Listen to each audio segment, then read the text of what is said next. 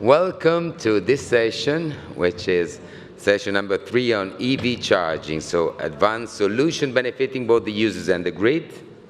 My name is Guido Sacchetto from European Commission, DG Research Innovation, and I'm in charge also of the 2.0 partnership, so I know quite well this kind of project that will be presented today. And today, together with Christof Schernus, that I think you know as well, pretty common face here in Brussels and in research innovation, will be moderating this session. Well, let me first introduce Christof before giving the word then to the presenters. Christof, as you know, is a technical expert for this session, and well, he was a former EARPA president, as you might remind. He's also vice president of the business development research innovation at the German vehicle engineering company FEV Europe. So I'll be doing, our role will be, I will be starting and introducing the speakers, and then at the end of the session there will be a question and answer session that will be moderated by Christof. And please refrain from having specific questions, keep everything for the final discussion. We will have plenty of time. We'll stay here until 4, so it's almost 2 hours, 15 minutes for the presentation, and then we hope enough time to have a good discussion with you. Just for your information, we have just an introductory slide to see what are the 4 projects that will be presented today. As you see, they're coming from 2 topics, 2019 and 2021. And if I do remember well, in the AST-RTR conference last year, we presented the other projects that were funded under these 2 topics. So I think it would be interesting also for you, if you were present the last edition, to see what are the results coming from this one, and maybe to compare it and to see what they're doing, even better maybe, and hopefully. Just a slight introduction from my side. As I said, a minute or 2, why is it so relevant to talk about this advanced solution for charging? Well, you know that and we all know that the charging system in the European Union will be the key and will play a crucial role for ensuring the most efficient use of the energy and the sustainability also of the energy market. In particular, to develop and to reach our climate ambition goal, as we heard also in the beginning of the speech. We need a well-designed system that can ensure that the cost will be allocated in the most efficient way for the use of the consumers, but also for the industry participating to that. We will be hearing also of bidirectional charging, of course, vehicle to grid, because this will be one of the solution key for the future. Of course, if it's combined with the smart grid, it will be able to resolve and to help a lot of the challenges that we'll be tackling in the future. In particular, will be help a lot the consumers and the reducing of the investment. So helping to reduce the peak demand, to support the grid stability, but also to reduce the level of investment needed for the coming decade. The project will be in particularly focusing, and as you can see from this slide, I don't know if you can read it, a lot of wording in here, the result of this user-centric charging solution. Because in all the topic that we're doing in 2.0, and in particular even more for the charging, is really to focus on the user, on the customer, to see what can be the best way for them to create the right environment. The main points are indicated in the slide, so user-friendliness, interoperability, scalability, solution looking at the performance and the cost, and on the other side also the vehicle-to-grid flexibility with the use of artificial intelligence that can help a lot, data sharing that is absolutely needed, but also the modeling of this grid, and the support to what will be needed even more, standardization process. Now, I think it's more than enough as an introduction, and we're ready to give the word to the first speaker, that will be Vasilis Surlas. I would recall that the presentation will last 15 minutes, and then you can ask a question for clarification just after the presentation, and the discussion will be kept during the question and answer session, moderated by Christof. I'll leave the word to eCharge for Driver, which is the first project that will be presented. Here it is, and I will leave it to Vasilis Surlas, who's senior researcher in ICCS and 2 Greece, and in particular in part of the iSense group. You'll be hearing a lot of user-friendliness and interoperability operation. Floor is yours. Thank you. Thank you very much. Thank you, thank you. Guido, I'm using which button to go first? I guess the green one. Okay, good. Hello from my side. My name is Vasilis Soulas. I'm a senior researcher in ICCS and especially in the iSense group. And I'm going to present you probably the oldest project to be presented in this conference, and hopefully one of the most successful.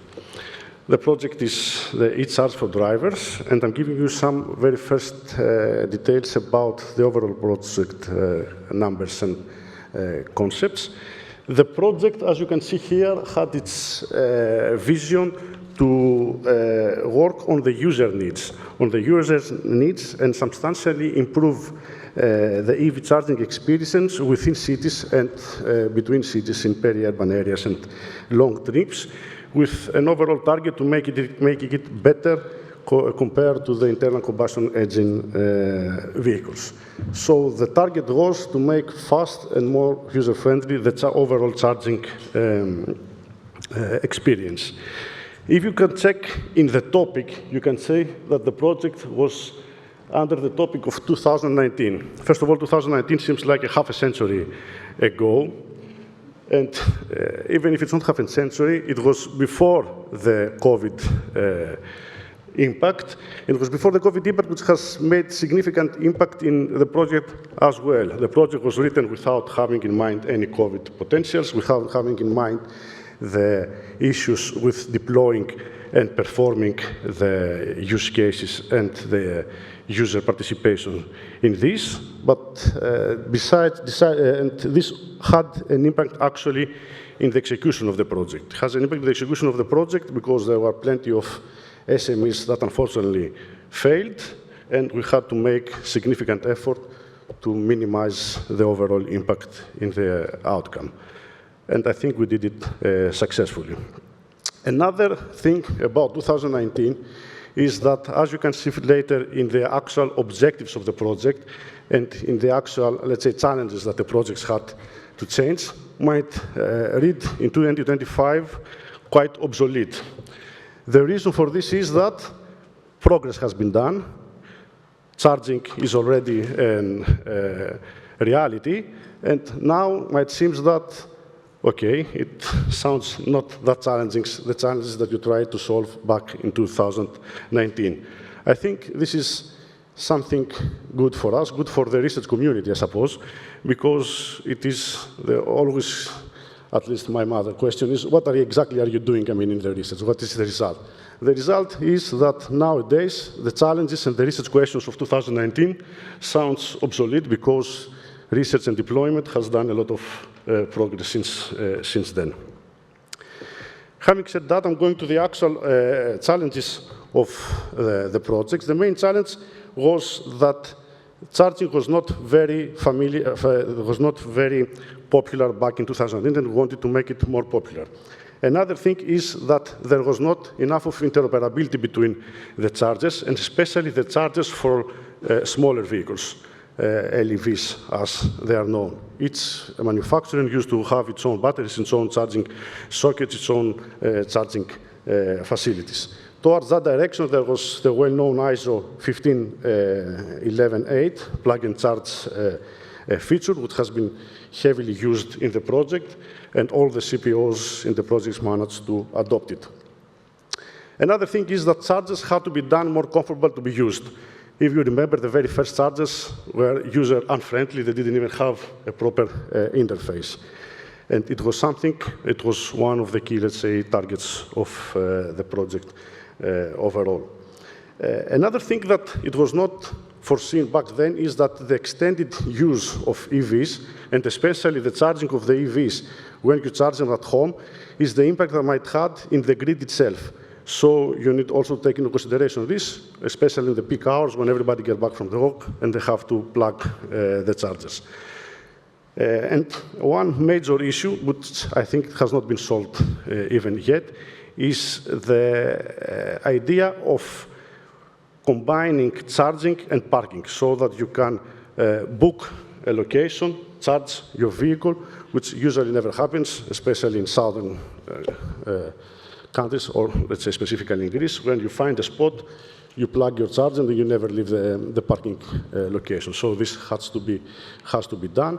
And the planning of chargers also was an important issue and still is, where to put them based on the needs, based on the parking facilities, based on the grid capacity, and all those issues. Finally, there was a reluctance from the stakeholders to invest in new charging infrastructure, and this was mainly to the lack of standardization, especially for chargers for LEVs. And this is something that was taken heavily into consideration in the project, and the most important work done there is some of the policy and regulatory frameworks and recommendations that have been conducted. As you can see here in this picture, it is pretty much in one nice picture, all the solutions created by the project. You can see that it goes from the technologies like user and module charging stations to battery swapping for LEVs. One important thing that I forgot to mention is that besides the typical charging with the cables, there was some other solutions examined and tested in the use cases. One was the battery swapping for LEVs, which seemed to be one of the most, let's say, successful new cases, and the use of plug and charge solutions at the lampposts. If you don't have enough space or if you don't have enough facilities, you can probably upgrade your lampposts in order to provide charging solutions, especially for LEVs or even for vehicles. The other solutions, and you can see here that the solutions target from simple users to CPOs or the city planners. Especially for the city planners, it was a major part of the proposal was the charging location planning tool and for sustainable public network development with respect to user needs, which pretty much provides to the cities, first of all, participated in the project, where to allocate new charging facilities. And of course, this is, let's say, can be extrapolated to various other cities with similar needs or similar size. As you can see here are the demonstration activities. The demonstration activities took place in 10 different areas. There are 6 metropolitan areas, as you can see there, from Zurich to Grenoble to Barcelona, Bari, Berlin, and Luxembourg, and 4 10T corridors. Austria, Greece, Turkey, and North Italy. The 11th demonstration, as you can see, we have 10 places, but 11th demonstration was a cross-border use case where we checked the interoperability of the routing and all those charging allocation applications that we have developed. As you can see here, the use cases are different use cases from infrastructure to e-mobility services and decision support tools. And you can see there that different mixes of the use cases made the different use cases across Europe. You can see here that from the lightnings that at each use case, at each site, different parts of the use cases have been examined. This was done in order to check same solutions or similar solutions, how they perform in different environments and with different end user needs and with different vehicles used by the end users. Now, because the time flies, I'm coming to the actual results.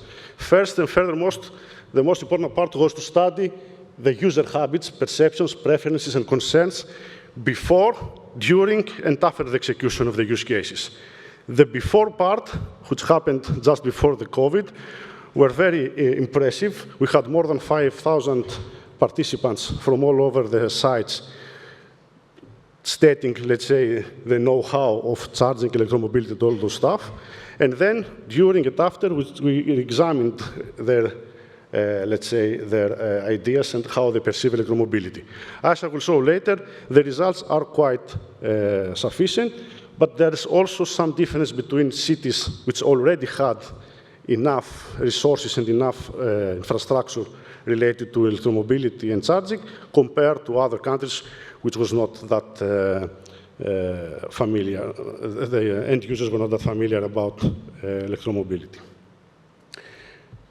So the actual results was easy to use charging stations for passenger vehicles at low and high power using this ISO 15118 protocol and the open charge point protocol.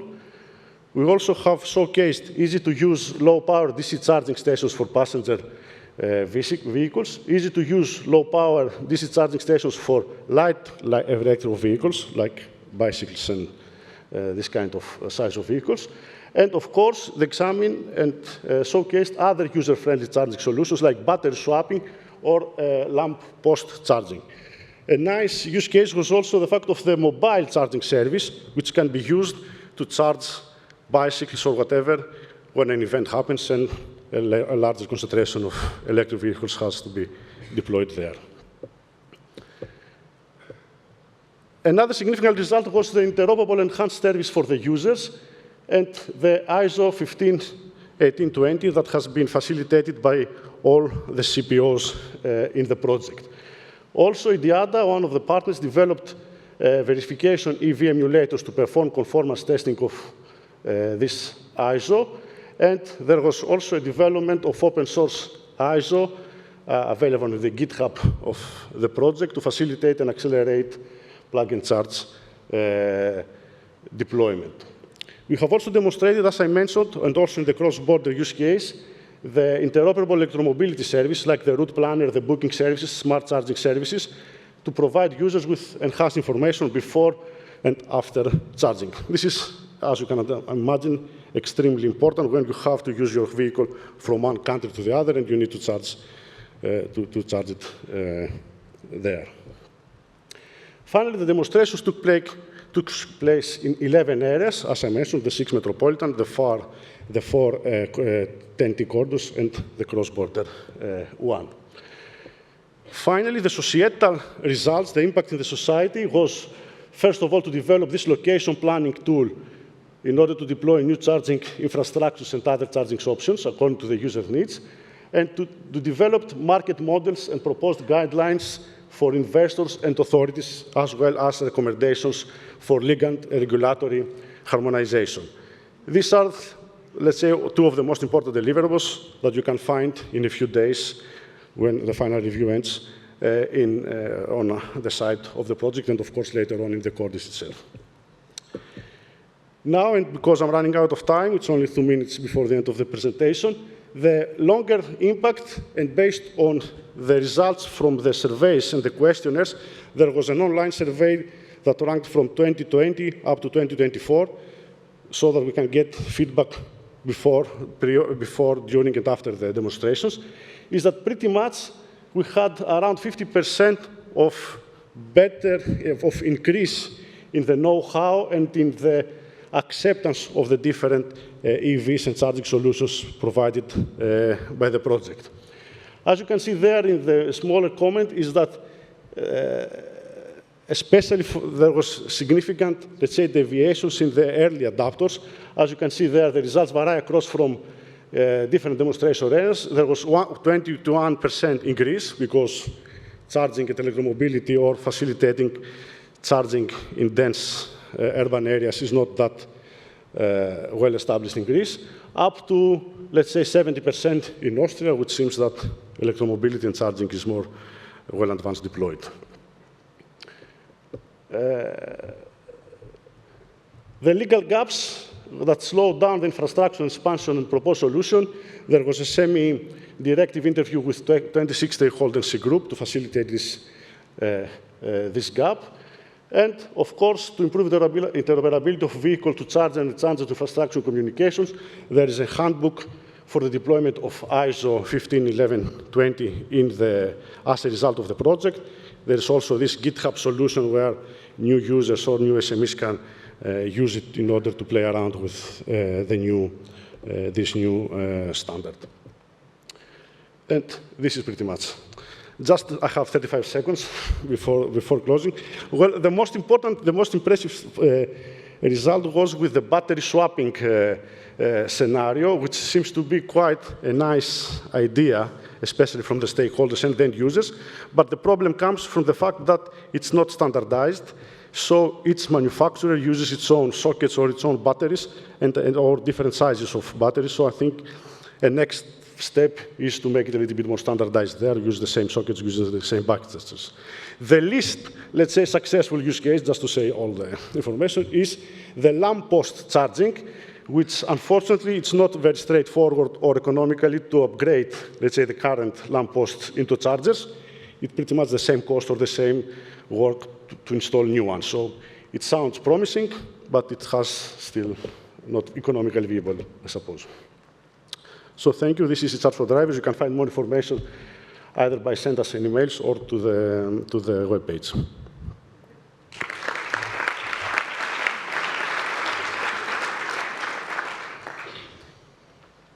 So, okay, yeah. Evkaristo Poli.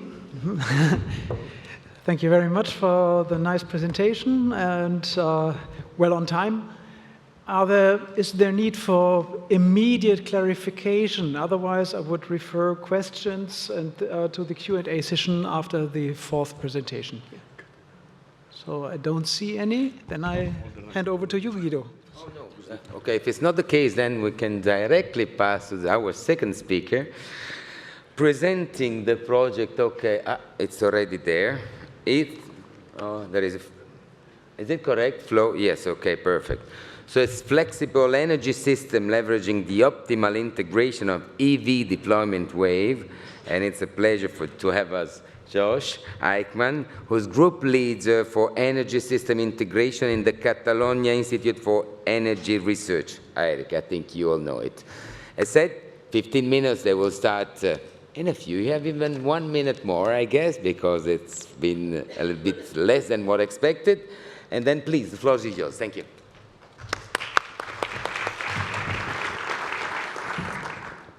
Okay, yes, thank you. And it's great to be here, get a chance to talk about the project and also in this auspicious panel. So yeah, looking forward to the discussion afterwards. So yeah, I want to introduce you to the project. This will be our first presentation at RTR. The project started in July of 2022, which means just over our halfway point, which means we have some more time left and some time to take feedback as well, if you have some suggestions. But in general, the project itself is and you'll see 2 other projects that are in the same cluster. So there are 5 projects total, 2 presented last year's RTR, and then we have 3 this year that are in the same kind of cluster of projects, all with, again, the purpose of the same funding call, and you'll see similar activities, but very different perspectives and very different strategies for implementing and delivering these kind of the results that we're asked for. So the Flow project itself, it has 30 partners. It's about 10 million euros budget in total for 4 years. And the overarching purpose, if it can summarize it into a very simple statement, is to enable and valorize the use of EV flexibility. And we're doing that in multiple ways. First, recognizing from the user side opportunities there and what their requirements are. And then also with bidirectional charging. And I think one of the main areas is the integration with the grid. So that was recognized as a challenge on the previous slide from Guido. And then this is kind of the focus for our project. So we'll dig into that. And let's see if... Just the big green one. Okay. Which green? Thank you. So what I really wanted to focus on was to give you a kind of a collection of some of the results and impacts that we have already delivered or intend to deliver through this project. So it's going to be a bit of a whirlwind, but I mean, we have just come in after the first session, so everyone should be fresh. And I want to take you through some of the activities that we're focused on. So I'll start in the user space. So obviously recognizing when it comes to being able to take EVs and valorize that flexibility, doing that in a way that provides users with the information they need to make the right decisions and to do it in an easy, simple process. There's many steps. So I'll focus first on from the user perspective. So we have a significant activity looking at what are the requirements for users that they would need to do this, and then for the people that would be implementing this into applications or implementing this into charging hardware or into vehicles, how can they expect to interact with those users? So we have a kind of what we consider kind of a simple graphic here to help convey that information. And we also have one for the, I don't know if it's a delay or just me. There it goes. So also, again, this one more focused on the folks that would be supporting users. Kind of what are the important aspects, and I won't go through these because a lot of this work has either already been presented or is available on our website or on the Commission's website that includes all of our deliverables. So I'll only say that yeah, it's accessible and that you can find it. Come to me afterwards. You have some information from the website or from the presentation here as well to help you. So those were some of the first aspects, and then now the current activity that we're working on is looking at improving user interfaces. So that is with respect to the applications that you'd have implemented for a CPO, for instance. And we've looked at the application now with BMW and have explored what opportunities there are to improve their app and in general applications that are serving users. So again, lots of material to go through, and we're well along the way here, having completed several of our deliverables for this project and have presented in several venues. So I won't say anything more about the results there, but just to say that we do have a webinar coming up next week. You can see it down at our workshop at the bottom. You can see it on the 19th of February, so you can go to the website or message, or if you can find me, ask me afterwards or anyone else related to the project, and we can get you more details. But it's on smart charging equals smart UX design. So this idea that it's a very plays an integral role in the solutions that we're all working towards. So now if I change pace a little bit. So in addition, we recognize that there are challenges in interoperability, and that was said in the initial slide. It's also, I think, a challenge that still bears out today. We have protocols and we have different procedures that we can implement for delivering the smart charging, bidirectional charging, but there are still challenges. So as part of this project, we also supported advancements in interoperability and cybersecurity, mainly looking at what are the existing communication protocols, where are there gaps, what needs to be improved, but also in the space of data governance. So again, I won't belabor it with any specific details here, but just to say these are some of the topics that we've covered and some of the ways in which we think that the Flow project provides results to the broader community. Yes, and continuing the whirlwind tour here, we also, as part of the project, recognize that there's a challenge with having some of these open solutions for managing these assets, particularly in the bidirectional space, where there was a lag in the hardware and even the protocols that were being done, so there wasn't a need necessarily to develop the software solutions. But there is now, and so we've been actively working in that space to improve these. There's a few specific areas. One was on EV routing, for instance, if a driver would be willing to change the location they were going to charge based on certain incentives. Also looking at, in one case, several optimization improvements, but in one case looking at how we can take degradation from battery degradation, and include that in the decision-making process for users. And similarly for for forecasting, how we can take information about where the drivers will be going potentially for an entire week to better inform drivers on when they should charge, the extent they should charge, and the price they should be willing to accept. So these are just a few examples of the activities that we have done and that are already published and available for those that want it. Some are built on these open platforms, like the smart routing was built on the Sonio platform, and others have been released into the public space through other ways, through open source publications and likewise. So again, the idea is to convey this information, let you know what some of the things that we've done, and then you can go find it or talk to me if you're interested in hearing more. So continuing, I think we recognize it's not just software solutions. We recognize there are some challenges in the hardware space as well. So we endeavored to develop a DC-DC charging solution that would be modular and scalable. So this would allow for using this kind of common DC bus approach that you see on the right there, the ability to change the ports and to shift power around and to use those ports for many different things. And you can see a few examples included. So you have an EV charger, it could be a PV panel or a wind turbine generator, it could be on-site storage or second life battery, for instance.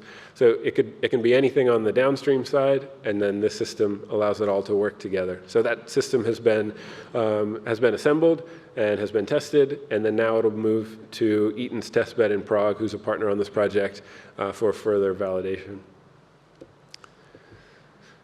So continuing, I think most of those solutions that we talked about are rather narrow in the sense that they're looking at one charger, one CPO, one vehicle, some specific results for drivers, but we also recognize there's this need to look at the broader kind of system level impacts and system level assessment. So in addition to that, we've also developed a tool that you see here to do scenario development and impact assessment. So it can help design some scenarios based on specific country information. We're pulling a lot of public data, but then also pulling a lot of specific data to the countries. And using this to help define some scenarios that we can use throughout our project, and then hopefully others can use. And the idea is, again, that this would be public as well, public and usable. There's some other ongoing activities that I won't get into, but one of the others that I think was impactful and important, one of the main outcomes I think for this in this space was we recognized that there was this challenge in what we call orchestration or in coordinating many of the stakeholders. So that involves both the decision chain, but it also involves the sharing of data and some of that information. So what have we done to support that?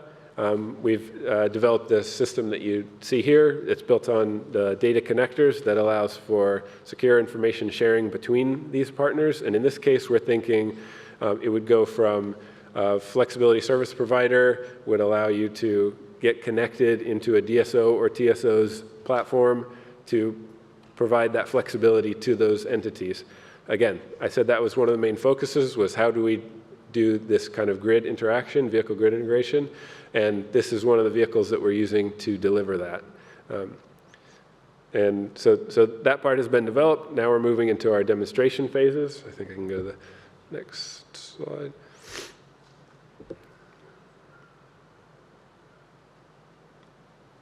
It doesn't like me. No. Oh, no, we went too far. I think this one goes back. There we go. Okay. Yes, so speaking of that, now that where we are in the point of the project, the demos are beginning to start. So we've had the project structured in such a way that we have these test beds to perform this initial validation of many of the concepts and solutions and services and tools that we've been developing. So they're first tested and validated in the test beds and then rolled out into the demos at a larger scale. Again, the idea being taking this and achieving much more significant impact in a larger system. So we had selected 3 demos in this case in Menorca, one in Rome and one in Copenhagen in Denmark, and each of those provides some unique aspects. So if I want to quickly go through a few of the use cases. There's not a whole lot of time left, so in the interest of time, I'll go quickly, but I did want to at least point out some of the main use cases so that way you have an understanding for what is being done in those locations. So next time you say, oh, well, what's being done in Italy in mobility, flexibility services for mobility? This is one of the examples. So in the case of Rome, we're looking at providing flexibility services to the TSO. That's one of the main use cases. And the second is providing flexibility contract agreements to the DSO, where they can use this non-firm connection agreement to mitigate some potential congestion issues. So both of those are going on, and both of those are being developed now. It's in Rome. We're leveraging the existing public infrastructure that's there. There's also some specific infrastructure that's being installed as part of this project, and we want to use a combination of that for validating these 2 use cases. Now, if we go to Menorca, there's 2 main use cases, but I'll really focus on the first one, which is flexibility services delivered to the DSO. So to that end, you have the DSO's flexibility platform. We're connecting that with a market platform through the market operator OMIE, and then providing that to the flexibility service providers, in this case, an aggregator in NLX. And so completing that chain, being able to provide vehicle flexibility to the DSO in a structured way. And then also I'll mention just briefly on the second use case, we want to install the goal is to install a bidirectional charger and demonstrate it on the island using CCS 1511-8-20, and to do that with a production vehicle. And that'll be our objective as we go through the project. Now, moving into Copenhagen, they have 4 use cases that they had identified. First is on smart charging. They're looking at doing either cost or emissions-based management of that. In this case, it's in a hospital. Their second use case was on, again, connection agreements. So we've seen some commonality in that between regions to manage congestion again. The third is on interoperability testing. So I'll mention a little bit of what we've done on the next slide because we have some accomplishments there. And then finally, smart charging and, sorry, just a few minutes. So smart charging in a residential context this time. So like I'd mentioned, one of the kind of results that we've had recently is at ALAD's test facility in Arnhem. We've tested a vehicle with some of their charging equipment and have been able to demonstrate interoperability with the 1511-8-20 on one of the vehicles. So we consider this a nice step forward, and with many of the vehicles, these kind of production vehicles we hope coming out this year, that we'll be able to demonstrate this at different sites within our project. Just want to talk briefly to the impacts as well. So I've talked about some of the results that we've developed, some of the ways that we think we're supporting, and then now what are the impacts that we're delivering. So there was a few different ones that we had identified in this project. Obviously, since we're in the demonstration phase now, we'll start to take stock of what we were actually able to achieve in terms of these impacts, but just to kind of put the flag in the ground as to what we had proposed from initially, was in the case of looking at the emissions affordability and just in general accelerating uptake, we had looked at a growth metric as a way to measure that, and then also V2G participation. So looking at some new services provided in that context. And then the second area we want to focus on was environmental impacts, where we look at providing some emissions reduction as well as reduction in curtailment from renewables if we're better able to use that with the EVs. Then for affordable, user-friendly charging, looking at vehicle grid interactions. Again, that is the focus of the project. If you can boil it down to one amongst many, but that ends up being one of the main focus areas. And I've already mentioned before how we're delivering that and what we hope to achieve. And then finally, in the case of the use cases, we think we've collected a variety of different aspects that include different technologies, different vehicle types, and then also, again, that local kind of individual site optimization as well as a system perspective, including the system operators. So I'll stop there, and thank you for your attention.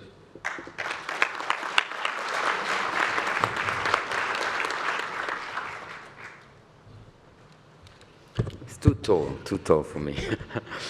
Thanks again, Josh, and really, as you heard, really interesting also to see all the different solutions presented, and I liked a lot the demonstration with the test bed and the large scale. Just a question, just to be precise. I read a lot of V2G, V2X, V2B, and I read the V2L. And the V2L, I don't know precisely what you're meaning with that. So I think that's vehicle to load, so that would be vehicle to? Vehicle to load. Okay. So, yeah, vehicle so like to load. Vehicle providing, service truck providing power to tools, something like that.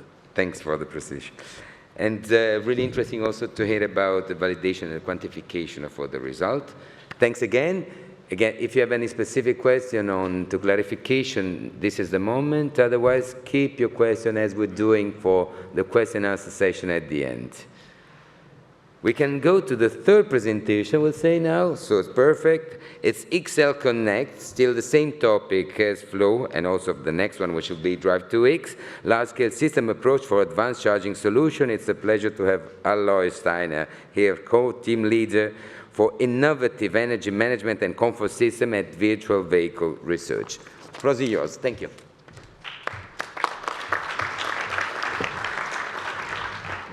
Yeah, thanks a lot, Guido, for the introduction. Welcome to my presentation. I will summarize the findings of the XL Connect project that we have until now. Let me just start with a project overview. So in a very short form, so the project title, as you've heard, is Large-Scale Solutions Approach for Advanced Charging Solutions. We started at the beginning of 2023, and the project will end in June next year, so we have still 1.5 years to go, and the important demonstration actions are prepared at the moment. Yeah. We have 22 partners from 9 European countries, and we're happy that we have partners from the whole charging chain in the project, so starting from the energy provision and grid operator side, where we have Eredes, Estra, and Regionets on board. We also have software developers and data analytics like DCCS, who are working on mobile apps. Mycroft Mind is an AI company that does data analytics for the grid. We also have charging equipment manufacturers like ABB and Circ Control on board, as well as a car manufacturer with BMW. And the consortium is complemented by quite some research partners, which make the consortium complete. Yeah.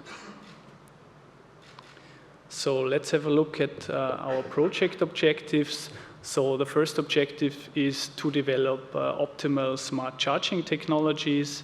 Then we are working on a digital twin to support the development of these charging algorithms, but also to do an impact assessment because we will have demonstration actions. So this is objective 4, to demonstrate these concepts, but due to limited budget, we will do the demonstration with a couple of vehicles, but we also have to calculate the large-scale impact, and this is then done via the simulation models with the digital twin in this case. Yeah. Then objective 3 is still missing, so we also are working on services that take into account the customer expectations and improve the user experience. So let's have a look at our general approach. So we started to analyze the user behavior and also the reaction on incentives, because this is pretty important once it comes to vehicle to grid.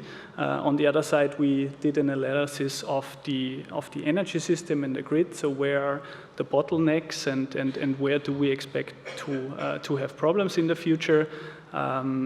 Then we, of course, do development of advanced charging technologies as well as control mechanisms, so hardware and software. And we are also working on sector coupling concepts. These concepts are demonstrated in virtual and real demonstrations, and once we have the data coming from these demonstration actions, we can do, as I've already mentioned, an upscaling by means of a digital twin to show also the large-scale benefits and the large-scale impact. So let's have a look at the project's results that we have so far. As I said, we still have 18 months to go, but these are our results that we have so far. So coming to the user behavior, we have conducted a survey, or the survey is still ongoing, but these are our preliminary results. So people are basically willing to use smart charging technologies and vehicle to home. So people are willing to optimize their homes to do like a self-consumption optimization, but people are rather skeptical towards to grid because they don't want to necessarily save the grid, but we need to somehow convince them by incentives to, let's say, use this technology. Then having a look at our results so far from the answers that we had in the survey, we tried to cluster them. I just want to bring some examples. So people say a compensation for battery aging is necessary. Of course, they want to know how big the impact of battery aging is. Of course, they want to have financial benefits if they offer services to the grid, and they also have like requirements that a certain state of charge has to remain in the battery because they want to do a short trip or go to the hospital or whatever. And yeah, one answer was it seems like modern highway robbery, so not everybody is fully convinced about vehicle to grid yet, but that is our conclusion. We need to inform the end users. So how, let's say, severe will the battery aging be? Of course, we also need tailored incentives. So I don't know, a lot of them want to have, I guess, a certain remuneration to account for battery aging or free parking or maybe also other things. So we're also working on that, as well as guaranteed boundary conditions. So of course we need to guarantee a minimum SOC and avoid that a car will be discharged in the morning of the next day when people want to go to work or somewhere else. Yeah. So then we're working on the development of V2G equipment. We're working on a so-called local controller that controls a certain number of charging stations, and this controller is also connected via so-called UMI interface, so a universal market enabling interface that enables the connection to aggregators, to DSOs, TSOs, and so forth. And on the other hand side, our partner Circontrol is working on a bidirectional charging station, so this is almost completed. That, of course, also can do the 15.11.8-20. So currently, the components are purchased, and yeah, the final software development is done, and then this charging station will be shipped to our demonstration actions. Yeah. In the meantime, as we still have the problem that the V2G capable vehicles are not there, so we have already leased some vehicles, but we're still waiting for the software updates in order to be able to use the bidirectionality. In the meantime, we are using, for instance, this testing system developed by IDIADA, the modular charging test system that enables to test the V2G equipment so far. And once the vehicles are ready, then of course we can exchange the MCTS with the real vehicles then. So then, as I already told you, we have virtual and real-world demonstration actions.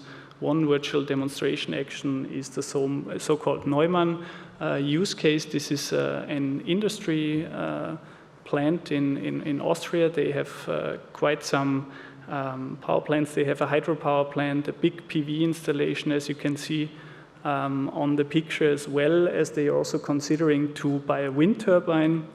On the other hand side, they have quite a high energy demand due to the production of aluminum parts. So we have collected all these data and calculated the energy need or surplus for a whole calendar year in 15 minutes resolution.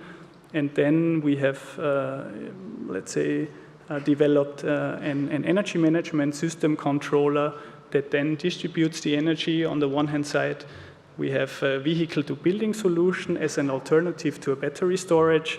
And of course, we also need to interact with the grid once the battery is full or empty. And the conclusions, we have here compared this vehicle-to-building solution with a battery storage. Might look a bit complicated now, but on the left side, you can see a net present value calculation comparing different numbers of electric vehicles on the parking lot compared with different sizes of battery storage, as you can see here, from 2 to 8 megawatt hours. And the steps that you can see in this figure are due to a battery exchange. So we assumed that the battery needs to be replaced after a certain number of cycles. And for this case, we assumed that for the vehicle-to-building case, we buy the bidirectional charging stations, but the employees bring their own vehicles and get incentives, so get a remuneration for that. Yeah?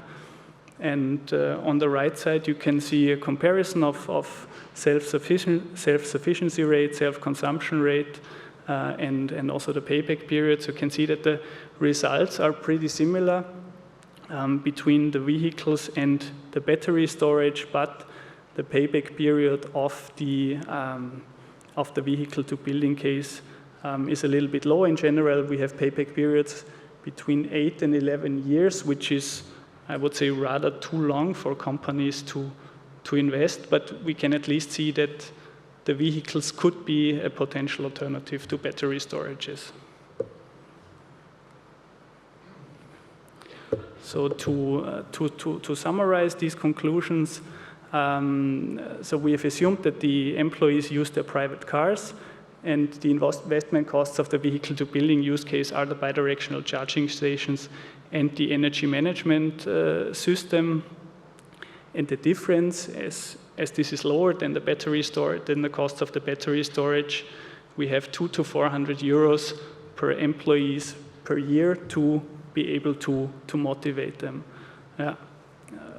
Let's say the advantages of the battery storage, of course, battery storage is always connected. You don't have to consider a user behavior, because we, of course, had to take into account the shifts of the facility, the changes in the shifts and so on, and that the cars of the employees are not present at the weekend. Yeah? On the other hand side, the battery storage has higher investment costs, and it needs to be replaced after a number of cycles. Then I want to go to show you one of our real-world demonstration actions. So we have one demonstrator at the ABB site in Italy. There we have 7 V2G capable charging stations DC with CCS.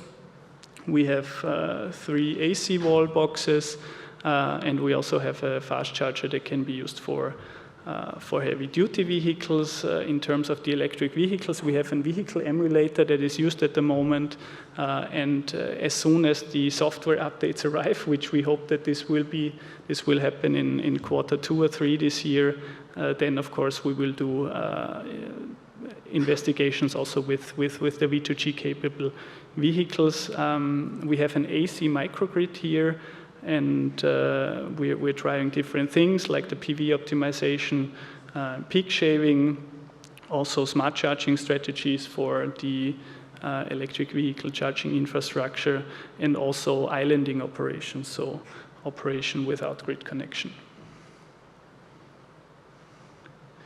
Then coming to the assessment of the grid impact.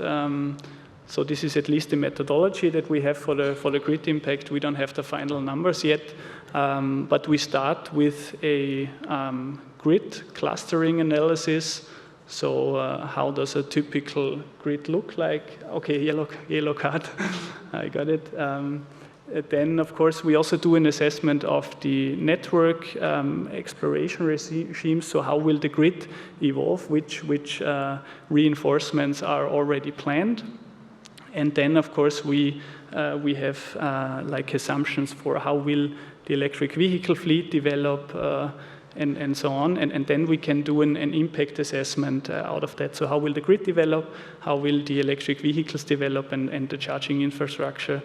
And from the user behavior, we know who will or how many people will charge at home, how many people will charge at work, and so on. Yeah? And this then finally leads to this assessment where we have a lot of performance indicators like voltage levels and so forth. Yeah? The expected results are, because we need to prove the minus 50% of power exchange with the grid. The question is, what means power exchange with the grid? Is the boundary the smart meter at home, or is it like from the distribution to the transmission grid? We have 2 expected results at the moment: 20% reduction of power losses in distribution network, as the e-mobility can absorb the PV power, and 40% reduction of overflows to higher voltage level, because we hope that there will be a better matching of production and consumption. And I think that's it from my side. Yeah, thank you very much. I didn't get the red card, so thank you. Yeah. Yeah.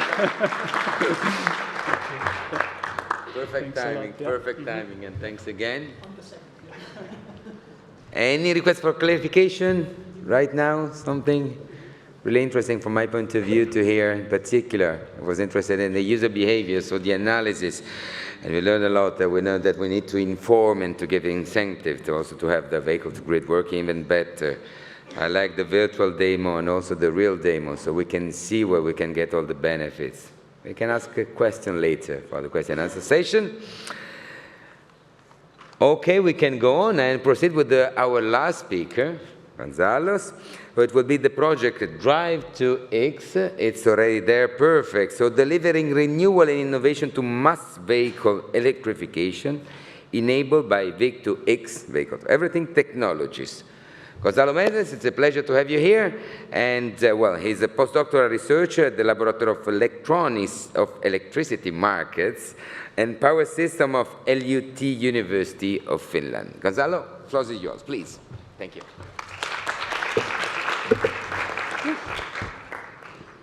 Good afternoon, everyone. It's a pleasure to be here. Let's just find out how this works. Just press this one. It's too green and too big. Exactly, yeah. Okay, it's a pleasure to me to introduce Drive to X to you. Be reminded, or this is, let's say, a notice of how we formatted this presentation. These slide sets are oriented towards reporting. We are at the RTR, so we are providing an overview of results, most of them results that are already available. There are more to come. I guess in the case of the three projects, the three last projects, we are here for the first RTR reporting presentation. So we'll be here for the next year again. A lot of what you see, at least from my end, when it concerns results, is a very brief overview. And please come and visit me in case you are interested in this type of work. We can have technical discussions around these topics. You just will not find it in this slide set. So Drive to X, I think, is the longest of the projects here. We are a 4-year-long project. The project started in January 2023, so we have 2 more years to go of project. We are now at an intermediate stage where we're starting our implementation of our demonstrators. It's a 10.5 million euro project. We have 20 partners spread across Europe, 4 universities, several RTOs, some of which are corporate. Many of them are public research institutes. There's TNO, Technalia. We also have 7 companies in our consortium and a few civil society representative organizations that somehow represent the consumer end, right? The consortium is largely electric mobility expertise dominated, but also from power systems domain is very well represented. The project is focused on 4 key challenge areas: users and their challenges on adopting V2X, marketplace aspects. We have a focus on technology, which spans from developing chargers to look into battery degradation elements. And then we have an area that relates to policy support to European smart cities.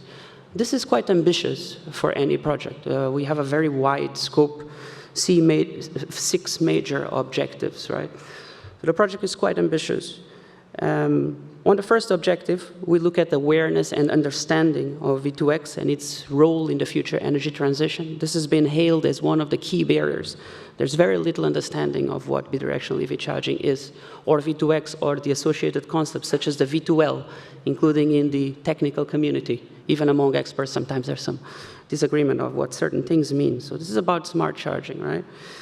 We have as a goal to increase the understanding absolutely in its totality across the stakeholders we engage in our project, and most of the stakeholders we engage in our project were not previously aware. So I'm more talking about demonstrator stakeholders. But we want to go beyond that. We're also addressing stakeholders across Europe through user surveys, etc.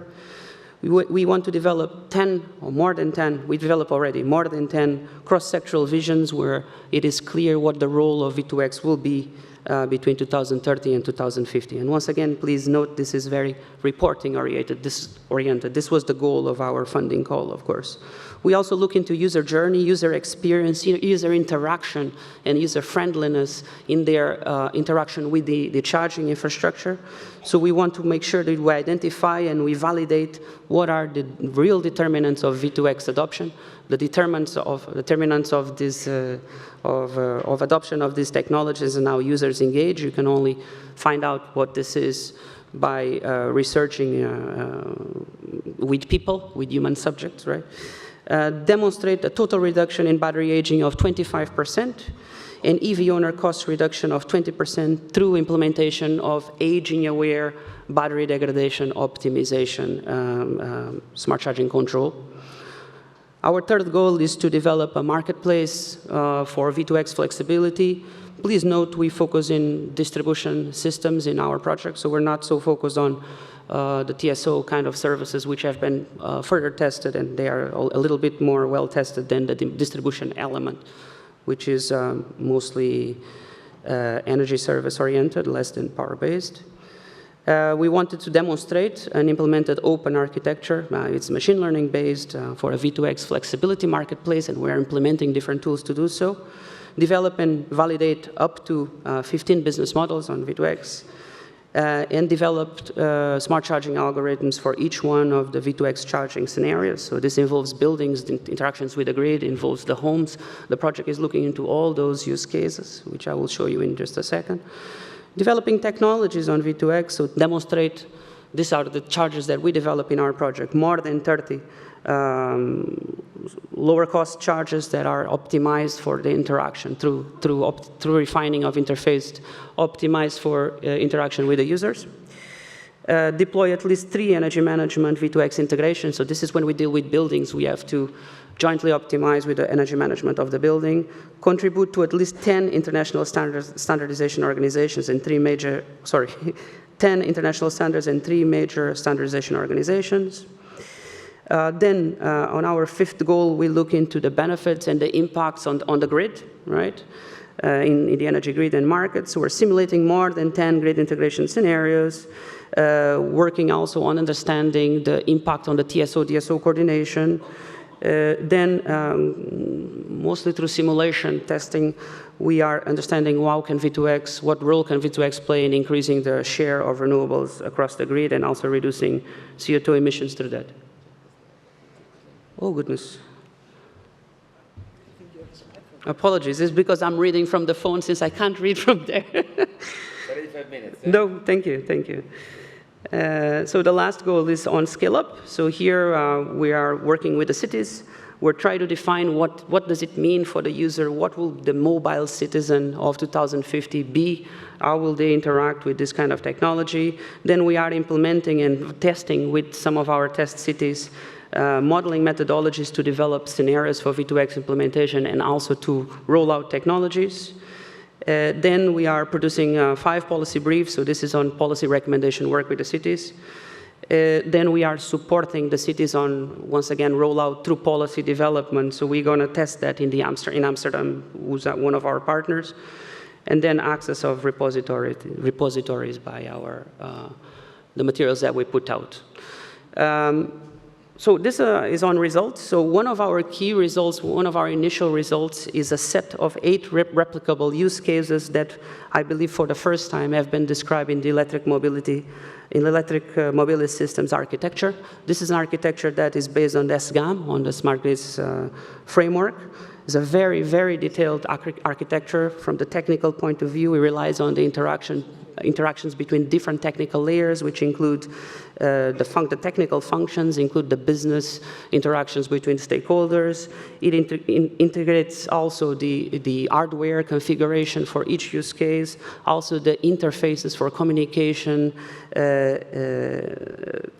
and information. And what you see over there on the right is obviously a screenshot with much detail inside that you can't see from there.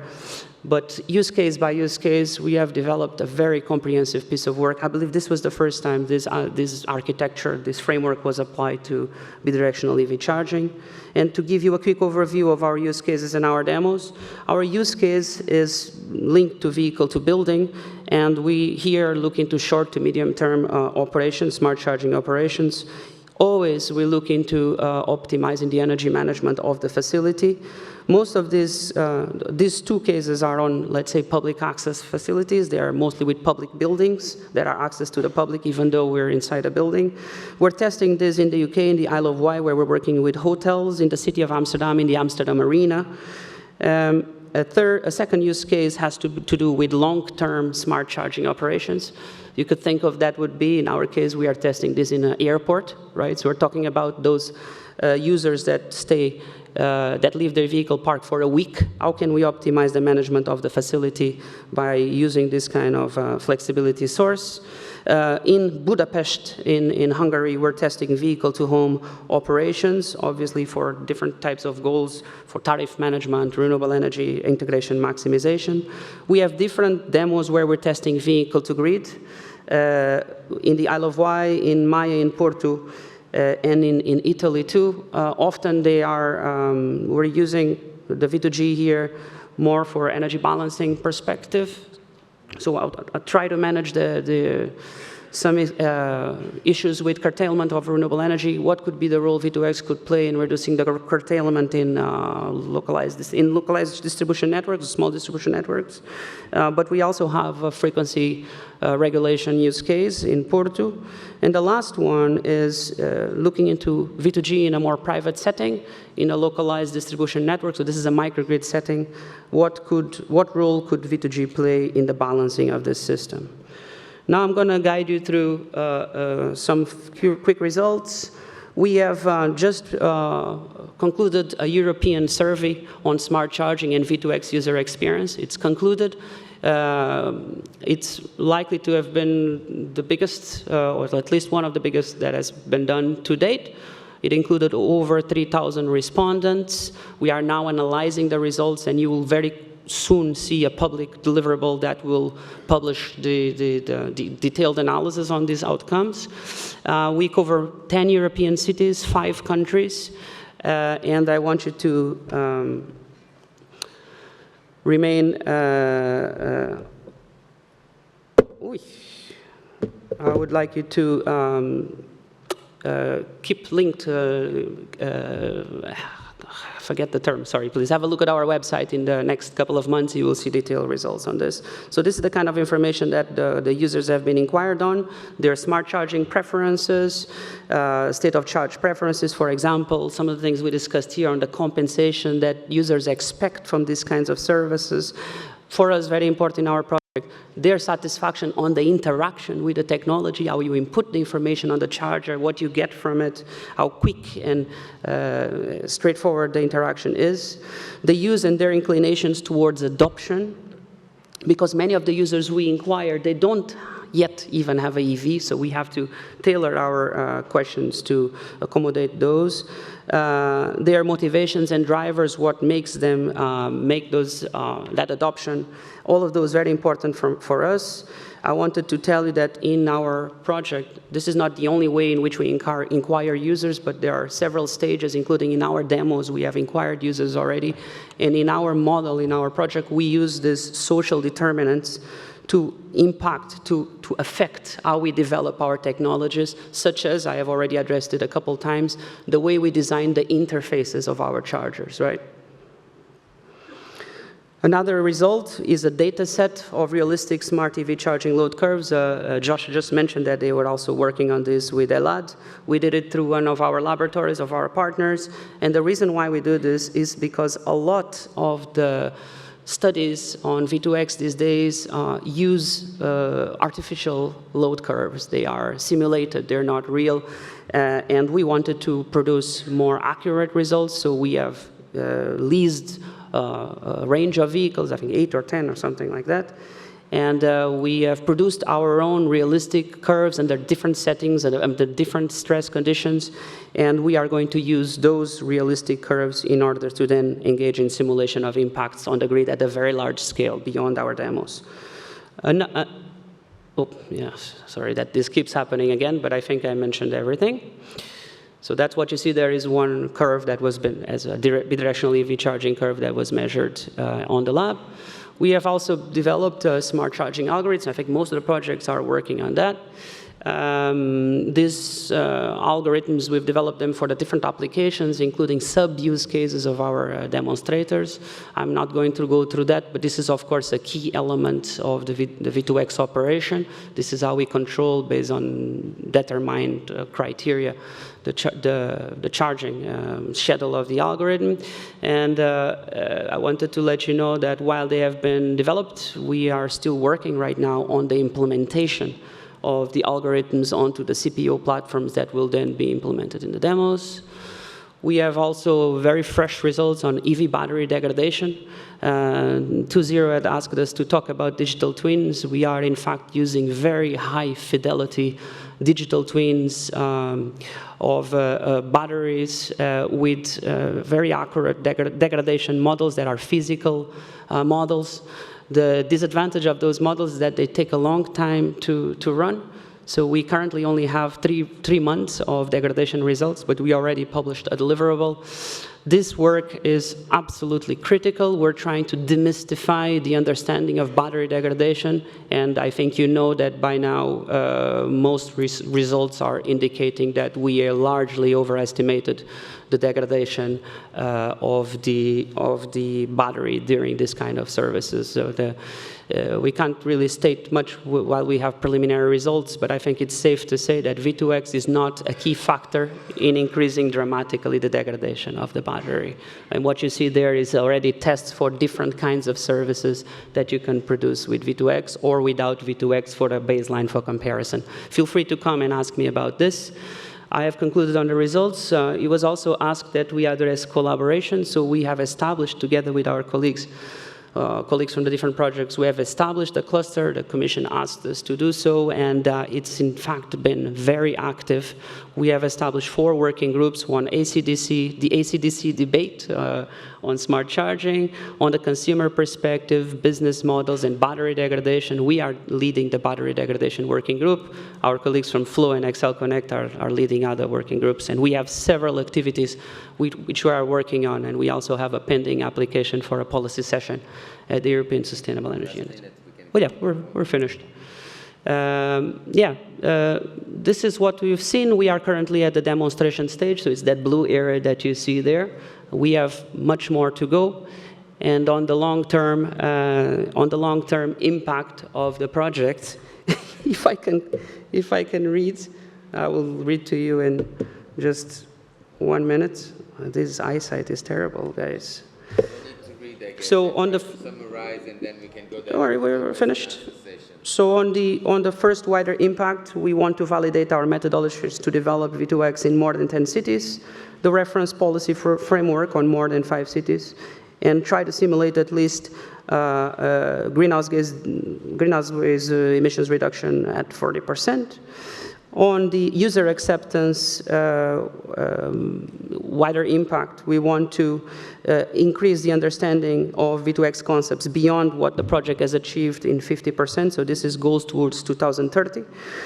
Battery aging, reduce it in at least 40%, right? We are in the project reaching 25%. EV owner cost reduction through aging-aware optimization by 30%. And 85% of average rustic increase renewables. Then the technologies we developed, they are commercial, so our partners aim at more than 1,000 units developed, implemented, or sold in European markets. That the pressure is becoming high. No, we're done. More than 50. Time, and I think more than 50. Needs the discussion more than well, 50 business models that we want to be widespread across European markets. Thank you very much.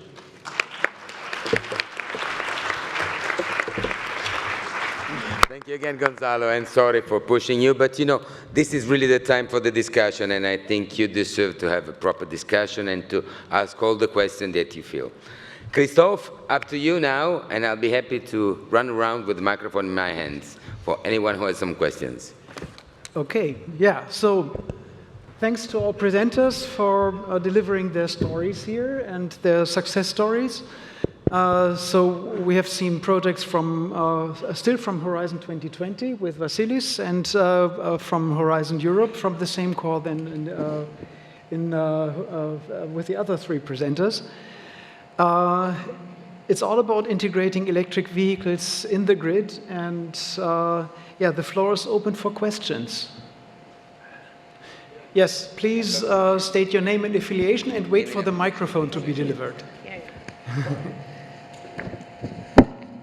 So I will give a bit more chance to my colleague who presented the last project. This is Ahve Cahartavi Kaja from University of Surrey. I'm also the technical coordinator of Escalate project. So my question is, you refer to the scalability in your, solutions.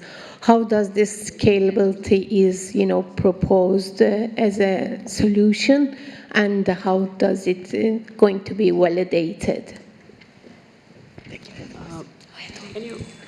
Would you mind clarifying, when you say scalability, you're talking about our scale-up goals? Yes. I think I was talking about policy goals.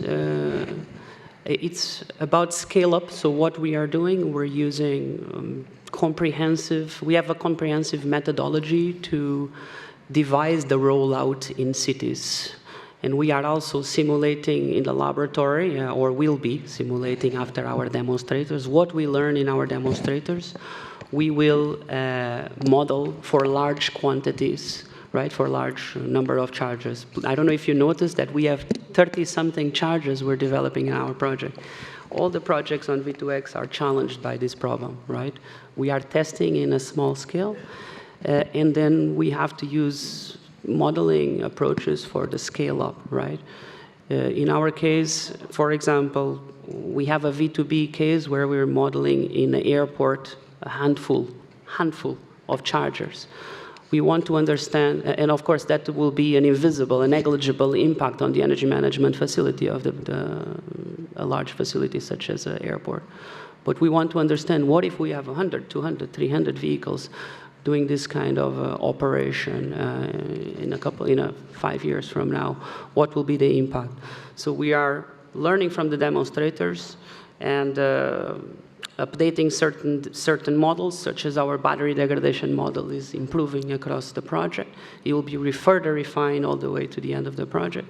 And we want to test in, let's say, a consolidated modeling approach. So this is on the technical end, but we also have policies for scale-up.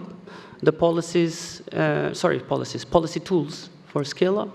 In this case, Technalia, our partner, is developing a methodology which will assist the cities in locating charging stations. This is, let's say, a decision-making kind of modeling tool. Will support the locating bidirectional EV charging stations based on the congestion that you have in the city. This is, let's say, a tool that supports the scale-up, because the cities right now, they're in a difficult situation. The cities are already confronted with very aggressive climate goals, and they have done very well in increasing the electric mobility penetration, but now they are facing further congestion. So we need smarter charging to decrease that congestion. We also have policy tools to support more on the policy side. That's on TNO's side. Can't tell you much about it because it's planned for 2026. I hope this answers. Okay, thank you. Janusz, there was also another question. Yes. Thank you very much. My name is Janusz Humor. I'm coming from the ever-annoying energy sector. I believe that we are all here with one purpose only: how to persuade and enable to all the users to migrate to the electromobility. I believe that we can all agree with this. But now the question is, what could be one of the motivators for the users to migrate to electromobility? Of course, we are all price sensitive. Everybody is looking into, I want to drive as cheap as possible. So if we're now looking for the perspective of the mobility service providers and CPOs, where is their revenue? Their revenue is from the end users. So they're making the business use case from the money received from the end users. But is this the only revenue that can be get from the, let's say, mobility service providers? Why don't we look also from the perspective of the smart charging to get additional revenue from the energy sector, which was not so much discussed in this in all these projects? Because if they receive another revenue stream also from the grid services, that would mean then reducing the cost for the end users, and the electromobility would become more affordable. So. And for the grid services, of course, we need to define what is actually the value of the services from the vehicle to grid, from the smart charging to the grid operators. Now, the technologies that were presented, like vehicle to grid smart charging, I believe there is advancement in this perspective. But what we would actually need to see is what is the value of the services to the grid. And because actually the money for this part is coming from the grid operators, and we need to know what would be the value for us. This would be the question. Thank you. In short, basically that refers kind of to the modern highway robbery, yeah? So that you want to have a fair share of the earnings with the user. Maybe Alois, is that a question for you? Yeah. Is that, yeah. Yeah, I fully agree. I mean, if you have a look at our virtual use case, I mean, we investigated the payback period for doing self-consumption optimization. Yeah, that was between 9 and 11 years. That's rather not interesting for a company to invest. But I fully agree, if you offer flexibility services, and that's one of our next steps, to have a look at FCR, AFRR, and so on. And maybe there, the end customers can gain more, but we have to have a look at, you know, at all the costs, also from, yeah, considering grid fees and so on. Maybe this could be also maybe more interesting for industrial sites that are in higher grid levels, you know, pay less grid fees. But I fully agree, these. Also doing intraday trading, I think things like that will be investigated in XL Connect during the next 18 months. But I just can say that, you know, the self-consumption optimization doesn't seem to be, let's say, you cannot gain enough, or companies wanna get their investments back within a couple of years.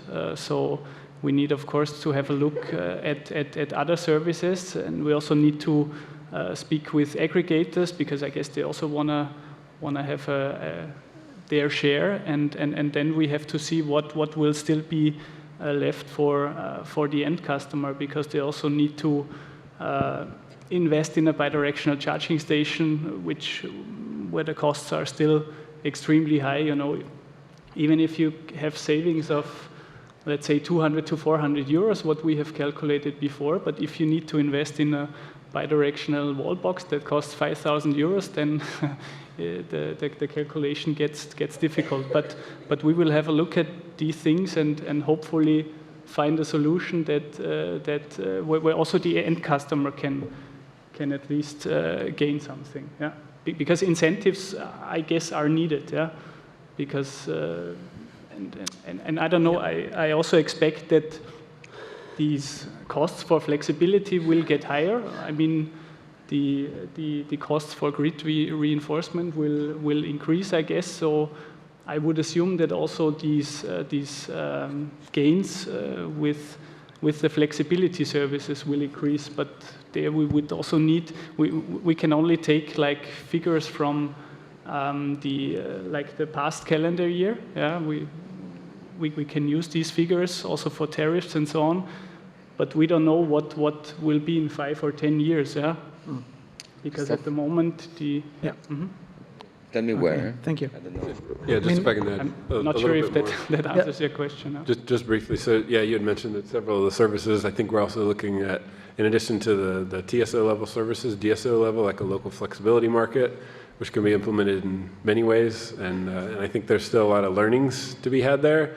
And at least within the project, this is open participation. So there's no market prices forming yet in these markets, but I think that is kind of ultimately what you're talking about. We're looking at many of the use cases, vehicle to home, vehicle to grid. So we're building these. Now if you can enable a user's ability to participate in all these, then a third party will come along and it'll decide which ones and do the aggregation and do the market participation for you. So I think some of those enabling things the projects are doing, and I think it's about perfecting some of those. Do we know what those markets should look like, what a local flexibility market should look like in Italy versus the Netherlands? I mean, there's significant differences there that I think still are being addressed through the course of the project, but hopefully that's foundational in delivering this kind of value that we're looking for in the future.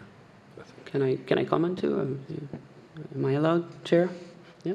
Am I allowed to comment? Yeah. First of all, I think you raised the most important issue. And by the way, our session that we don't know whether it's going to be approved by the Commission or not at the European Sustainable Energy Week focuses exactly on this point, right? All these three projects are focused on business models. So at some point, there will be detailed outcomes of that analysis. We think that the vehicle-to-home model can deliver interesting savings, right? That would motivate such a use case. But the other most important thing, which all the projects are working on too, which you already mentioned, is decreasing the upfront cost of the technology, okay?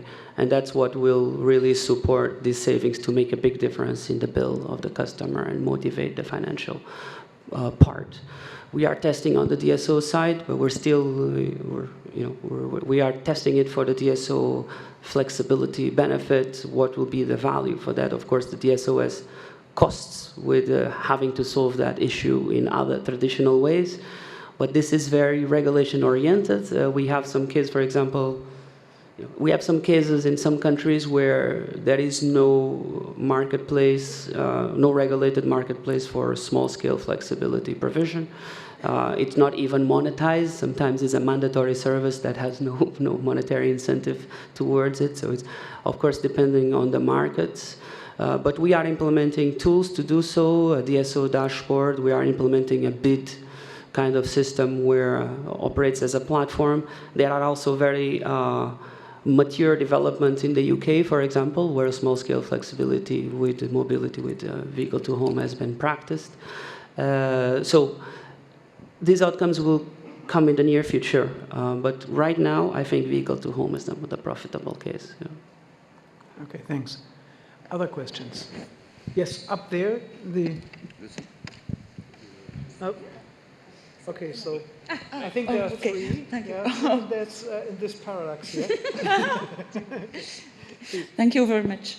Thank you for your presentation. So I'm Françoise Cadieu from CEA in France, and I have questions concerning all the projects you present, because you spoke a lot about user experience, societal impacts and so on. So did you integrate some expertise also in social and human sciences within your projects? And one question I think not so easy to address is user engagement, because we know that there is a gap between what can be declared for a field test, for example, through questionnaires and the real action behind. So did you have some innovative also approach on these questions? Thank you. Yeah, then you have already two people asking this for you, including myself. I think maybe in declining order, so the 3,000 plus respondents first. Yeah, this is a crucial point of our project. I tried to explain, I was flying through slides, but it affects most of the work packages of work in our project, including the development of technology. We are inquiring people about what shortcomings do they feel that exist in the interaction with the technology. This comes down to very concrete things, such as designing the interface with the charger, where to click, how quickly the operation. We're testing an airport, right? When you come down to the airport, you want to connect the car, you want to click on start and go, and you're running, right? There are a lot of issues with this. We have also done, in addition to this survey, whose results have not been interpreted yet, we have also done a preliminary analysis of barriers. For example, people are very, very concerned about battery degradation. This has been one of the key, if not, I think it was in our study, it was the most cited challenge. Yeah. And the fact is, today, we are finding results on the research side that demonstrate that this is, in fact, more a perception concern than based on the actual reality. So we're trying to demystify this by providing more accurate information, right? I'm going to give room to my colleagues. I think actually, yeah, the perception or the, let's say, the first impression that people have before making the experience how the battery degrades is probably the most present hurdle. Oh. But to simplify the question, how did you reach out to the stakeholders or to the users in the end? So did you use social media, or did you go to the pedestrian zone and distribute papers, or how did you? In practical terms, the first service we did, the preliminary service where this information comes, the battery degradation, those were together with our demonstrator stakeholders. We are across many cities in Europe, so you can afford to do something like this. But this larger European survey, that's a professional survey, so we use panels. To reach this many number of respondents, you need to use professional panels, right? And we have sort of a preferred profile, but we do not bias by any means. So we're trying to reach the citizens of Europe. Regarding what you just said, let me just say the other thing that was also incredibly important is that this smart bidirectional charging implies that you have a third party controlling your hardware. Mm-hmm. This is not easy to take in by people, and I completely understand, right? It's not you controlling your charge, it's someone else. So this aspect of third-party control of your infrastructure is a little tricky, yeah. Yeah, thank you. Yeah. I can add for our project. So we have several rounds and series of different surveys. It's a lot similar in the sense that some were professional of larger sets of individuals, and then some were smaller, more focused on the specific sites that we were looking at, trying to get specific insights on, would someone use it in Menorca? Would someone use this in Rome? And those things. So, so at least in principle, we set up what we consider a fairly complete structure to be able to capture some of those insights, and then to do it periodically throughout the project. So there's the initial questions about, what you think the challenges will be. Would you use this service? What's concerning to you? Those kind of questions. And then afterwards, after the demo has been implemented, we're going to come back and have another survey to see it'll be some same users, it'll be some different users, but to get feedback then. So yeah, I can come in at least that. Let me also respond from my side. The quick response is no explicitly. Of course, one reason is that the SSH requirements came afterwards, after Horizon 2020, came in Horizon Europe. But in e-charge for drivers, we had an open questionnaire starting from 2020 till 2024 for the prior, during, and after the use cases and demonstration activities. It was not targeted to specific users using, let's say, any social indicator. But the target was not only for end users having large vehicles like cars, but it was also targeting from LEV users, which are different, let's say, part of the society. So we had a very large number of responses in the first period, how you experience electromobility, how you experience charging, are you aware or you are not aware, have you ever used or whatever. And we did this in all the countries that participated and used specific different questionnaires translated to the local language so that we can cover as many participants as possible. And the same occurred during and after the demonstration activities. Of course, the responses there were limited because you had to use, let's say, a battery swapping applications in your bicycle in order to check if it has been improved or not, the alarm post charging and all the different solutions. But it was not, just to conclude, it was not specifically targeted using societal, let's say, indexes. Probably a follow-up project could have done that to check how, let's say, electromobility and charging and use of LEVs has penetrated to people that were not familiar or they were not even possible for them to use them. Okay, thank you. I think there was another question right behind Françoise. Yeah? No, there are more. Yeah, there are more. Yeah, yeah. Hi, thank you. Alfonso from the Barcelona Supercomputing Center. After listening to your presentations, I was recalling the CCAM chairman words regarding cybersecurity. How did you manage this issue in your projects? And do you think this could be a societal blocking point regarding V2X or smart charging in the societal side of the projects? We didn't, actually.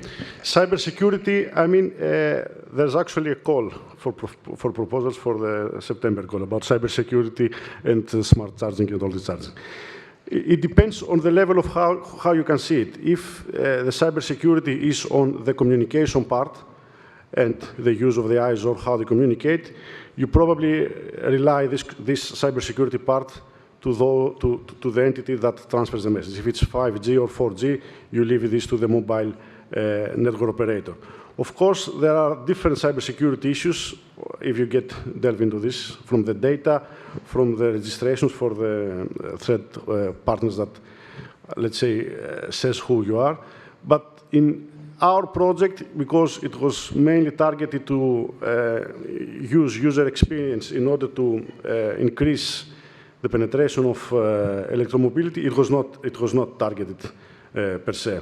It was not targeted because the idea was to make electromobility and charging more prevailing, let's say, more appearing in the cities, and I think that cybersecurity parts are coming over. If it was, let's say, really money used in order to charge or that, then it should have been taken into consideration because you need also to take payments into the whole process. No further comment? I think this is a very good question, and I think you're right that given the prominence of these issues rising as we speak, I think this may become one of those social determinants, as you rightly put it.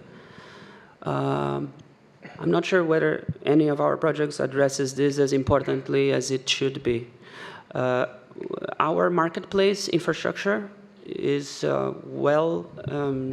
is implemented with cybersecurity fully in mind. That's the marketplace infrastructure, including using of blockchain transactions, and there's a particular type of algorithm that's being used that is safer than, I can't detail you now, but we can guide you to this. But I think there are many other, let's say, points of entry for cybersecurity attacks across the value chain. And I'm mostly talking about, the user interaction on the CPO level, those platforms that are now being upgraded to include bidirectionality, the MSP level, information exchanges. I think there are multiple points where this kind of problem can arise, and I'm not sure we are explicitly addressing it. As you can see, we are tackling many other points, and certainly the work needs to continue. I know that we are, from a software architecture point of view, try to keep things safe. So from a software architecture, data acquisition, data storage, etc., but probably will not in a way that suffices towards addressing your concern. So I think that's a very good point that you raised. Yeah. I can at least add a little bit. So we did have one task that looked at some kind of attacks on charging infrastructure and trying to mitigate those and what the impact might be. But many of the solutions that are being implemented, at least in the demo level, are done by these commercial partners. So they have their own kind of ecosystem they're working within, and their own solutions to provide cybersecurity. So we haven't provided like a transversal approach, but we did do some activities to identify challenges, particularly in public charging infrastructure, and how you might address those. So I can direct you to more information if you'd like. I think in those initial projects, the physical security, the actual security of the charges itself was more important than the actual cybersecurity. Okay. Then up there, please state your name and affiliation. Thanks. Hello. Hello, this is Kumar from Nanopower. I think this is very great you are doing this. We are talking about charging and advanced solutions. So I have two questions to you. One is we are talking about the business model. So what is we are talking about here, we try to charging quick charge for the cars. So that means it has an advantage, we save time.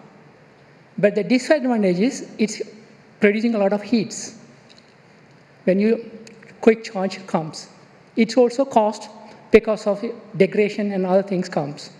Is it some solution you're thinking about taking this heat and producing electricity? That's the one question. And the second question also, especially when you see the cars producing in Europe, this is the permanent battery the car has. They has a disadvantage, degradations. But in China, opposite side, what is they are doing the cars? They're changing a battery quick. It takes 30 seconds. You drive the car, they remove the battery, and they're putting in new batteries. If it comes in the future, you have a challenge for your business model. That was my questions. Thank you. Yeah, I can answer or at least respond to the first question. So in one of our virtual demonstration actions, we assess the potential of waste heat recovery from charging stations. So you might remember from my slides, this industrial plant, we have a parking lot with 100 to 400 vehicles, and we assess the potential of using the waste heat, for instance, for heating a building with that. Yeah? So we do assess that because we think that there is potential, but then of course the realization is another question. But if you have basically, for instance, liquid cooled charging stations and you have like a cooling cycle that collects all the waste heats, then this could be possible, yeah, to use that waste heat. And I think it's a good idea and at least valuable to investigate this potential. If you have air-cooled charging stations, then I guess it doesn't work. Yeah, but with if you think of this concept from the beginning, then I think there is for sure a potential, yeah, to use that waste heat. Okay, thank you. Horst? Yes. Hello, my name is Horst Pflügel from AVL. I have two short questions. First one, currently we have rather small batteries, so if we consider we have double as large batteries as today, would this change the situation, so the willingness, actually? And second question, bidirectional charging is rather for fast chargers or for the 11 kilowatt chargers? Thank you. So, who of you did the most power on it? 22, 50? No. I think 11 and 22. I would see bidirectional charging rather on the slow side. Yeah. For instance, at home, whether you come home at 6 o'clock, you connect the vehicle, it's connected until 6 o'clock in the morning. You have a lot of connection time. You could feedback in the evening where you can, I guess, gain some money because there is a peak in the grid in the evening, and then you can charge again during the night where it's cheaper, and you also have the advantage that the SOC during the night is lower then, and you have less battery aging. So this could be quite a good combination. I'm not so sure about a V2G at fast chargers, because usually you want to charge your car within, I don't know, half an hour and move on then. So I don't know if the other projects have assessed that, but I would rather see it on the slow side. Yeah. I mean, yeah, you're also right on the edge of the question about AC versus DC charging and the opportunities and challenges with each of those. I think so. It ultimately is a cost issue, which you're alluding to, and then a user issue as well in terms of their behavior and what opportunity they would even get in addition to what they already have with a lower power charger to have the higher power charger.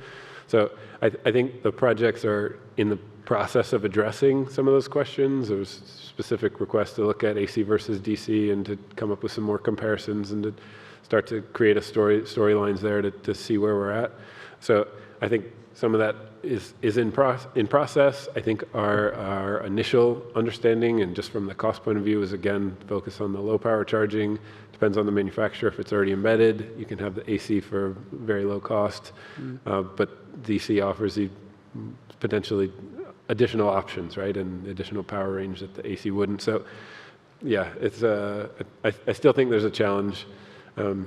Maybe you can hear from the willingness to jump in there that I don't know that we all have the right solutions here. That, but I think we're working in that direction. Yeah. Okay. Thank you. Okay. Yeah. Maybe one last question here from the front, and then. Daniel Heary from the Rural Energy Resilience Project in the UK. We've found a lot of interest in a use case in villages where V2G provides backup power to a community building during a power cut and a power outage.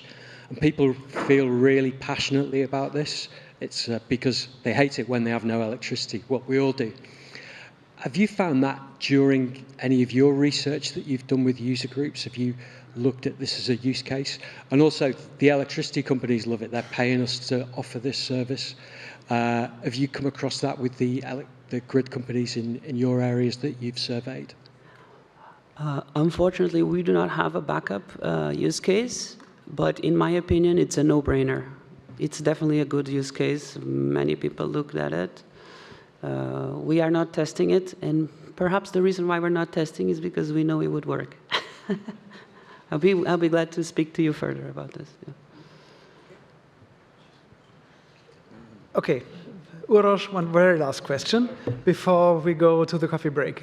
Thank you, Uros, Vice Chair of IGBET 420 from Smart Industry, and I have just one simple question. You heard probably that today we have more than 1,500 hours per year where the electricity price in the power system is 0 or negative. And your technologies are the key to bring this energy into the cars.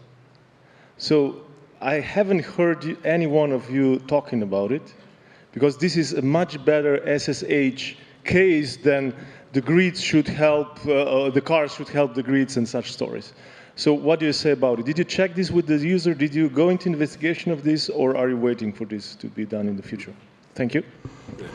I mean, I think in principle, the solutions that we're trying to develop are responsive to those kind of demands. So when we say grid interactive, or able to interact with the grid, you need a signal from the grid. If there's no signal that says prices are low now, you're not going to get a response from the driver. So I think in principle, what we want to set up is the infrastructure and platforms, get everyone thinking in the direction that it doesn't matter what that signal is, who it comes from, you're able to provide a response to the DSO, to provide them support, or the TSO, or your home, or a load, or whatever the case may be. So, yeah, I recognize some of those challenges, but without a market, I think there's your challenge.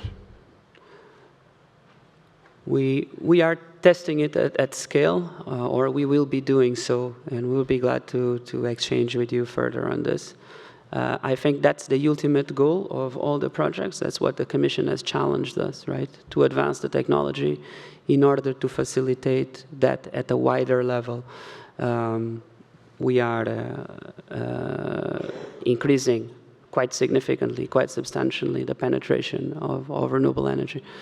And of course, with the increasing share of renewables, the market will respond. We are going to test these very large-scale scenarios at different levels, at market level, technical level.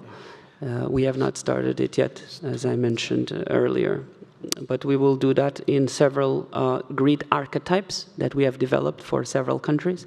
We have grid archetypes, distribution grid section representations or models for several countries in Europe, which we produced to start that simulation.